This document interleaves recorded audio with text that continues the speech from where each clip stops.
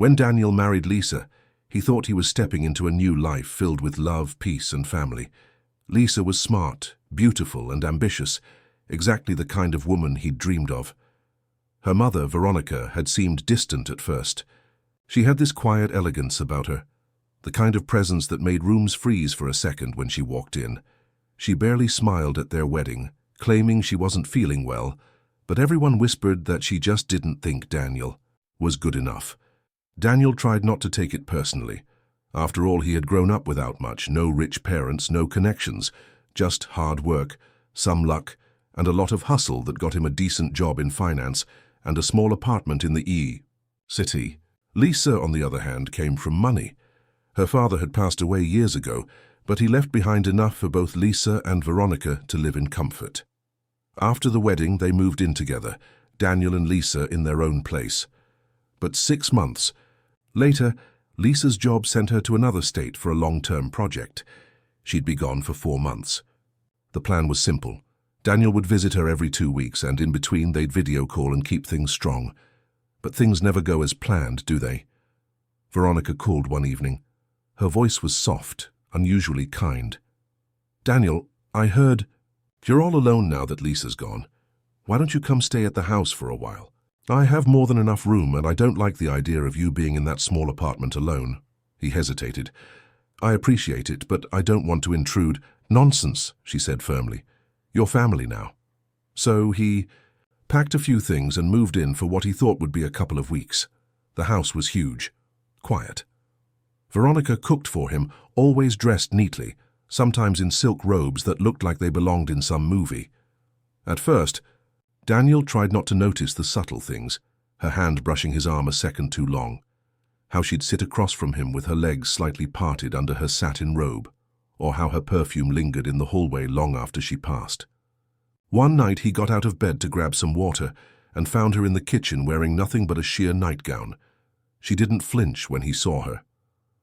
"Oh, sorry," he muttered, quickly looking away. "You're a grown man, Daniel, and I'm just a woman. Don't be shy," she said, pouring herself a glass of wine. He left the room quickly, heart pounding.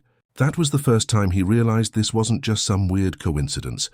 She was testing the waters, playing a game, and he hated how his body reacted. Days passed, and the tension grew thicker. She'd walk into the bathroom while he was brushing his teeth, touch his back lightly while cooking, or lean in too close when showing him something on her phone. "You must be so lonely without Lisa," she said one evening, eyes on him like she was reading his mind. "Does she even call you every day?" He didn't answer. "I bet she doesn't. That's just how young women are. They forget how to take care of a man." He didn't respond, but that night he lay in bed restless, the scent of her perfume still on his shirt. He hated it, hated himself, but he couldn't deny what was happening anymore. The next morning she kissed his cheek, not like a mother-in-law, more like a woman who already knew she had him wrapped around her finger. And in his gut, Daniel felt it. This was no longer just tension. This was a setup. And the worst part? He wasn't sure if he even wanted to stop it. That morning, Daniel avoided her eyes. He ate breakfast quickly, barely tasting the eggs and toast she'd made, and muttered something about going for a run. He wasn't a runner, but he had to get out of that house. The walls were pressing in. Every breath he took around her felt like inhaling guilt. But when he came back, sweaty and flushed, she was waiting. Sitting on the couch in a silk robe again, legs crossed high, sipping coffee like nothing had happened. "You run like a man trying to escape something," she said with a playful smirk. "Just clearing my head." She patted the spot next to her on the couch. "Then let me help you with that." Daniel froze. Every alarm in his mind screamed to leave, to go back to his apartment, to call Lisa. But he sat down, and Veronica leaned in close, her perfume again, that same intoxicating scent, like forbidden fruit and burning firewood. It clouded everything, logical in him. "You know," she said slowly, fingers brushing his arm, "I was young once too. I know how hard it is to stay faithful when someone you love is far away. We all have needs, Daniel." He swallowed. "This isn't right." Her eyes darkened with something between challenge and hunger.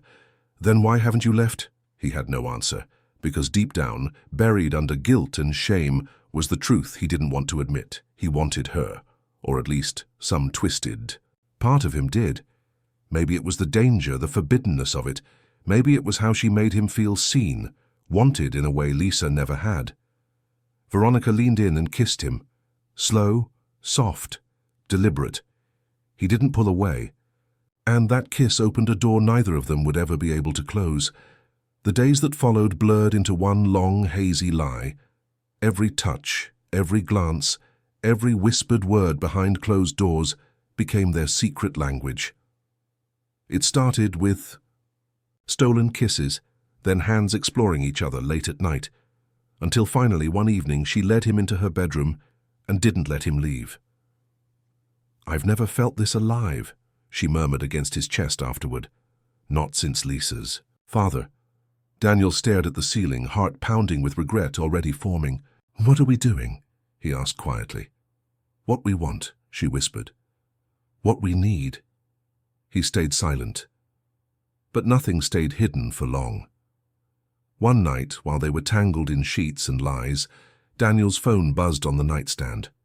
A message from Lisa. "Miss you, babe. Can't wait to come home early next week. Got a surprise for you." He froze. Veronica leaned over, reading it too. Her face didn't flinch. "You'll handle it," she said simply, brushing her lips down. His chest. "She doesn't need to know. This is ours." Daniel didn't reply to Lisa that night, but guilt had finally sunk its claws deep. He started sleeping in the guest room again, pretending to be tired, sick, anything to avoid her body pressed against his. He felt dirty. He couldn't look. At himself in the mirror. Lisa's smile haunted his thoughts now, her laugh echoing in his chest like a knife. And then, 2 weeks later, Veronica stood at the kitchen counter, pale and quiet, holding a test in her shaking hand. She didn't have to say a word. Daniel stared at it. 2 pink lines. Positive. Pregnant. "I didn't plan this," she whispered. His voice cracked. "Are you sure it's mine?" She turned to him, eyes cold now. "There's no one else." The air went still. The clock ticked louder than it should, and Daniel realized in that moment his life had just imploded. Daniel sat at the edge of the bed that night, hands buried in his face, breathing like someone who'd just survived a car crash. But this wasn't survival, this was freefall. Veronica stood in the doorway, calm as ever, arms crossed beneath her chest. She didn't cry. She didn't scream. Her voice was steady, like she'd already planned for this. "So what now?" he finally asked, eyes still on the floor. "I'm keeping it," she replied flatly. His head snapped up. "You're what?" "I'm not a teenager, Daniel. I don't need permission. And don't act surprised. This didn't happen by accident. You knew what we were doing." "I didn't know you'd trap me," he snapped. She narrowed her eyes, but her voice remained silky. "Trap you? You didn't seem trapped when you were inside me, begging for more." He stood up fast, fury and panic fighting for space in his chest. "Don't talk like that. Don't twist this like I wanted it to go this far." "You did," she said calmly. "Maybe not with your words, but with your actions. Every night. Every kiss. Every lie to my daughter." He couldn't take it anymore. He grabbed his bag, throwing clothes in with shaking hands. "I'm leaving." "I can't. This is wrong, Veronica. So wrong." "You think running will fix it?" she asked softly. "You really think you can walk away from this?" "I have to." As he opened the front door, she gave him one last parting shot. "If you leave, I'm telling Lisa everything, every detail, every time you moaned my name in her father's house." He stopped dead. She wasn't bluffing. He turned slowly, staring at her like he was seeing her for the first time. This wasn't a fling. It wasn't just lust. This woman, this mother, was dangerous. She was willing to blow up her own daughter's life to get what she wanted. "Why?" he whispered. "Why would you destroy her for this?" "Because I gave everything to that girl," Veronica hissed, suddenly trembling with rage. "Her whole life I've sacrificed. And what do I get? She leaves me for a job, she forgets I exist, but you made me feel alive again. For once someone looked at me and wanted me. Daniel couldn't believe what he was hearing. So this is revenge? No, she said, stepping closer, voice low. This is mine. You're mine now. You made me feel like a woman again. You gave me a child again. You think I'm going to let that go? The room spun. Lisa. She was coming home in 4 days. He couldn't let this happen. He wouldn't. He had to get ahead of it. He'd tell Lisa first, confess, take the blame, beg for forgiveness. Anything. To make sure it didn't come from her mother's poisoned mouth. But Veronica saw it in his eyes. You tell her, she said darkly, and I'll say you forced yourself on me. He froze. I'll say you came into my room one night drunk. I'll cry, I'll scream. Who do you think she'll believe? Her mother, or the man who's already been hiding secrets? Daniel felt like the air had been punched out of his lungs. She walked past him, calm again, like she hadn't just shattered his entire life in a few sentences. You're staying, she said over her shoulder. Like it or not, you don't have a choice anymore. The door clicked shut behind her, and Daniel just stood there shaking. He'd cheated on his wife. He'd gotten her mother pregnant. And now he was stuck in a prison that didn't have bars, only secrets. But deep in his gut, something else stirred. If Veronica was willing to play dirty, maybe he needed to get dirtier. Because one thing was clear, this wasn't going to end quietly. The next morning, Daniel looked at himself in the mirror and barely recognized the man staring back. Pale, hollow-eyed, paralyzed, but inside, something cold had started to grow. Whatever guilt he had was slowly being replaced by something sharper, survival. He couldn't let Veronica control him like this. He couldn't let her twist the story, ruin Lisa, and keep him like some chained pet. If she wanted war, fine, but he wouldn't lose it without fighting. He started small. He began documenting everything, texts, voice memos, even discreet recordings on his phone when she spoke to him behind closed doors. He needed a plan, proof, a way out. Veronica noticed the change. She watched him with narrowed eyes, suspicious, but she didn't press too hard, not yet. She was too confident he was already cornered. You're quiet these days, she said one afternoon while sipping tea. Thinking about the baby? He didn't answer, just nodded. She reached over, placing a soft hand on his. You'll come around. You're just scared. He smiled, faintly, forcing it. Maybe. But his mind was elsewhere. That evening he made a call, a private investigator. Expensive, yes, but Lisa's money was still in their joint account. Veronica had lied, manipulated, used him. But if she'd done this to him, maybe this wasn't her first time. He needed her history, anything he could use. The next few days were a blur of tension. Lisa texted often, excited about coming home, asking what he wanted for dinner when she got back. He replied with fake cheer, heart cracking a little more each time. And then the PI called. He had something. Veronica had been seeing someone 3 months before the affair began. A man nearly 10 years younger than her. There were texts, photos, even some hotel charges under her name. It wasn't ironclad proof that the baby wasn't Daniel's, but it raised doubt. That was all he needed. The next morning, he printed everything and put it in a manila envelope. If Veronica ever threatened to tell Lisa again, he'd use it.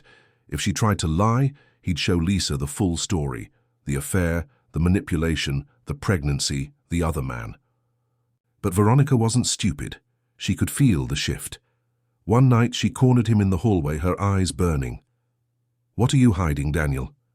Nothing, he said coolly. She stepped closer. You think you're smarter than me? No, he replied, just done being scared of you. She slapped him hard, right across the face. And for a second he saw the real her, not the sultry, seductive mask, but the bitter, aging woman beneath it, drowning in loneliness and hate. Lisa's coming home tomorrow, she said in a low hiss. If you breathe one word, I'll burn this house down, I'll burn you down. Then we'll both go down in flames, he said calmly. She didn't respond, just stared, and walked away. Daniel didn't sleep that night. He stayed up, watching the clock, rehearsing the Words in his head, wondering if Lisa would believe him, wondering if she'd cry, scream, slap him too. He deserved all of it.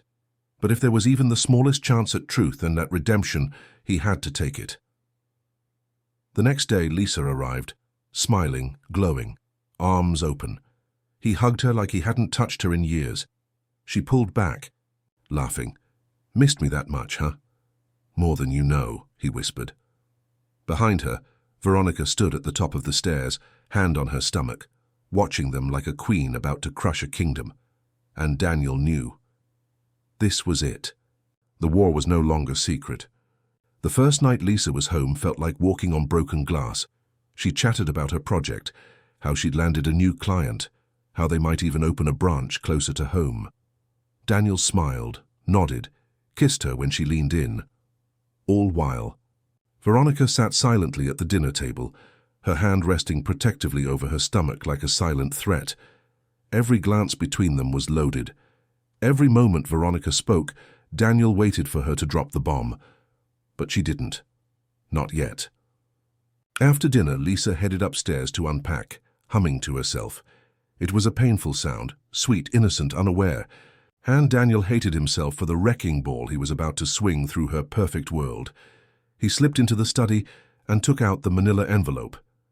It was thick now, not just the PI's findings, but screenshots, notes, even a printed copy of one of Veronica's voicemails, where she said the baby was a gift neither of them planned, but one she'd keep to herself. For now. He stared at the envelope.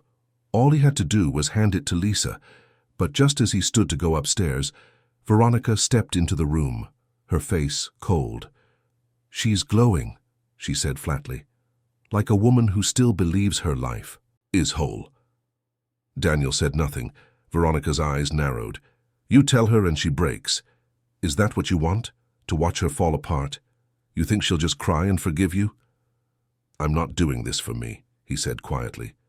"I'm doing it because she deserves the truth." "She deserves peace," Veronica snapped, "and peace doesn't come with betrayal." Daniel laughed bitterly. "You should know you took every ounce of peace I had." Veronica took a slow step forward, her voice suddenly calm again. "If you give her that envelope, Daniel, you're not the only one she'll hate." No. She'll hate me. Her mother." He met her eyes. "You should have thought about that before crawling into my bed." Her hand twitched. For a second, Daniel thought she might slap him again. Instead, she just said, "You'll ruin her life." He held up the envelope.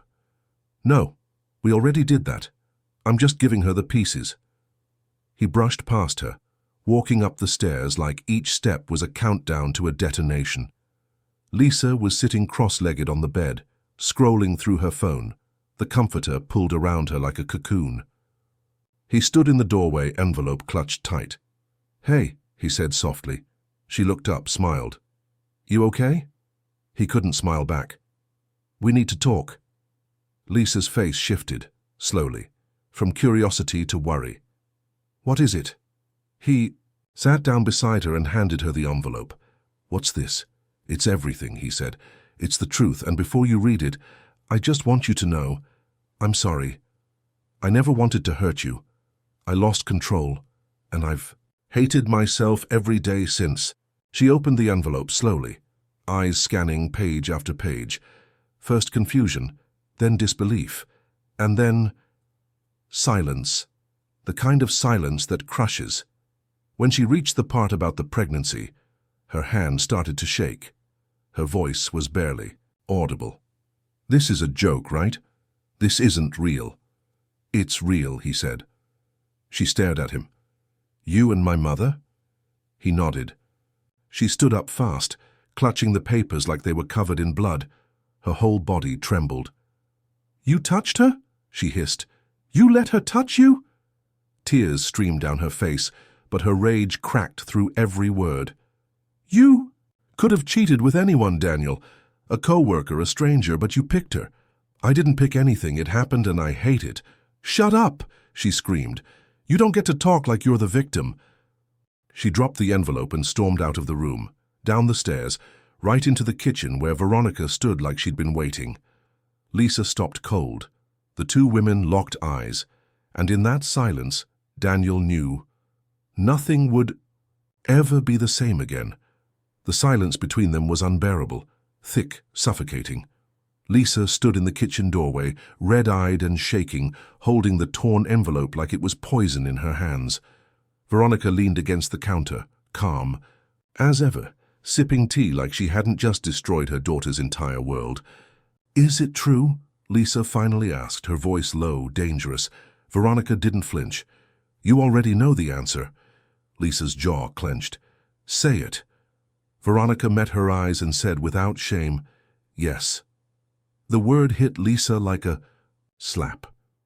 Her breath hitched, and for a moment she just stared at her mother, not as family, not as blood, but as a stranger who'd done the unthinkable. "How could you?" Lisa whispered. "You're my mother. He was my husband." Veronica set her tea down gently, as if they were discussing the weather. "You were never here. You left. You gave him space to drift. I simply filled it." Lisa took a step forward. "You blame me. Are you insane?" "I'm not blaming, I'm explaining," Veronica said coldly. "You treated him like a checkbox in your perfect life. I saw the cracks, I stepped in. I didn't plan it, but it happened." Lisa's hands curled into fists. "You're pregnant." "Yes." Lisa's voice cracked. "With my husband's child." Veronica didn't look away. "Yes." For a second, Lisa looked like she was going to lunge at her. Her chest heaved, her fingers twitched, her eyes were pure chaos, heartbreak and rage dancing in them like wildfire. But she didn't hit her. She laughed, a bitter, broken laugh that turned into sobs. "You always hated me, didn't you?" she gasped. "You always resented me for what Dad left me, for how he loved me more than he loved you." Veronica's face changed just slightly, a flicker of pain. Truth. Lisa saw it and nodded slowly. "That's what this was. You didn't just want him. You wanted to ruin me." "I wanted to feel alive again," Veronica whispered. "And I did. He gave that to me, not you, not anyone else." Lisa turned away, wiping her face. "You're sick. You need help." "And what will you do now?" Veronica asked behind her. "Leave him? Stay with him? Hate me for the rest of your life?" Lisa didn't answer. She walked out of the kitchen and straight past Daniel, who stood halfway down the stairs, heart in his throat. She didn't even look at him. The front door slammed behind her. Daniel rushed after her, calling her name, but the driveway was already empty. Her car tore down the street seconds later, vanishing into the night. He stood there for a long moment, staring at the road, hoping she'd turn around, but she didn't. Behind him, Veronica stepped onto the porch. "She'll come back," she said softly. Daniel turned, pure disgust on his face. "Don't." She tilted her head. "You chose me too. Remember that." "I chose nothing," he snapped. "You manipulated, seduced, and blackmailed me. You knew exactly what you were doing." Veronica stepped closer, her hand on her stomach. "And now we share something forever." He backed away from her like she was on fire. "Stay the hell away from me." She didn't stop him as he walked down the street, needing air, space, time. Anything but that house. Because in that moment he realized something terrifying. Veronica didn't want love. She wanted control. And she was willing to destroy her own daughter to have it. Lisa didn't go home, not to the house, not to anyone. She drove all night with no real destination, just distance. Winding roads, late-night gas stations, parking lots where she sat behind the wheel and sobbed until her body was too tired to move. She turned off her phone. She didn't want to see Daniel's name. She couldn't stand the idea of hearing his voice. And her mother? She wanted to erase her from the planet. By morning, she checked into a cheap roadside motel. The walls were thin, the bed creaked, but it was quiet, cold, safe. She stared at the ceiling, thinking about all the times she'd looked at her mother and thought, "God, I hope I age as gracefully as her." Now the only thing she saw when she closed her eyes was that same woman wrapped in silk sheets, lying in the bed her father used to sleep in, with her husband. It felt like some nightmare, like a twisted story she'd accidentally walked into and couldn't wake up from. But the worst part, she wasn't even surprised. Deep down, something in her had always sensed it. The jealousy, the control, the constant judgment from her mother masked as concern. Veronica had always hated Lisa's independence, her success, her freedom, and now she'd struck where it would hurt the most. Meanwhile, back at the house, Daniel returned just before sunrise. The house was too quiet. Veronica was in the living room, curled up like a cat with her hand resting on her stomach. He didn't speak to her, just grabbed a bag and started packing. "You're leaving," she said, not even asking. "Obviously." She stood up slowly. "And where will you go?" "Lisa won't forgive you, you know that." "I don't care," he muttered. "You think you can just vanish?" she asked, following him. "You think this ends with you walking away?" Daniel zipped the bag, jaw clenched. "I'm having your child, Daniel. You're tied to me forever, whether you like it or not." He turned to her, voice low and sharp. "Do you even know if it's mine?" She flinched, just barely, but he saw it. "You slept with someone else." "I know." Silence. "You played the perfect game," he continued, stepping closer. "But you slipped, and if you keep threatening me or Lisa, I will destroy you. Publicly, legally, whatever it takes." "You wouldn't," she whispered. "Try me." She stared at him like she didn't recognize him anymore. Maybe she didn't. The man she had seduced, vulnerable, lost and lonely, was gone. In his place stood someone broken, angry and now dangerous to her. He walked past her, bag in hand, and out the front door. He didn't know where he was going. Maybe to a friend's couch. Maybe nowhere. But anywhere was better than staying in that cursed house. Meanwhile, Lisa finally turned her phone back on after 2 days. There were missed calls from Daniel, even a voicemail, but she didn't listen. Not until she saw the message from Veronica. Just one sentence. "I'll raise the baby without either of you if I have to." Lisa stared at the screen, and then she did something she hadn't done since the day her father died. She laughed. Loud, broken laughter that echoed through the motel room like glass shattering. And then she called her lawyer, because if her mother wanted a war, Lisa was done being the victim. She was going to hit back. And this time, she'd hit where it hurt the most. 2 weeks passed. Lisa moved out of the motel and into a friend's guest house. She returned to work, silent and focused, her eyes sharp and her voice colder than usual. She didn't explain what happened. She didn't cry anymore. She was past mourning. Now it was about strategy. Her lawyer worked fast. Lisa handed over every piece of evidence Daniel had given her, the texts, the recordings, the surveillance, details of Veronica's previous affair, enough dirt to bury reputations. Her lawyer raised an eyebrow more than once but never asked questions. He'd seen worse, but rarely this personal. "She'll come after you," he warned. Lisa just smiled. Let her. Back at Veronica's house, things had changed. The lights stayed off during the day. The curtains were always drawn. Veronica hadn't left in days. Her body was beginning to change with the pregnancy, and the reality of what she'd done, what she'd lost, was starting to crack through her composure. Daniel hadn't come back. Lisa hadn't called. And now the whispers had started. Neighbors, friends, family members. Word was leaking, not all of it accurate, but damaging enough. People stared at her at the grocery store, whispers in the bank. Even the woman at the salon paused awkwardly when Veronica entered. She knew Lisa had gone public, quietly, surgically. A close friend of Lisa's posted a cryptic blog about betrayal and a mother's unforgivable hunger for youth. Comments flooded in. The dots connected fast. People weren't stupid. And then came the real bomb. Lisa's lawyer sent an official notice, a restraining order. Veronica was not to contact Lisa or come within 100 feet of her workplace or home. Included in the filing was a paternity test request. Veronica screamed when she read it. She tore the papers in half. But even she knew. The walls were closing in. Daniel, on the other hand, was barely holding together. He'd moved in temporarily with a friend from work, applied for a job transfer and started therapy. He wasn't looking for redemption. He knew he'd destroyed something pure. But he still wanted to do one thing right. So he showed up to the DNA test appointment.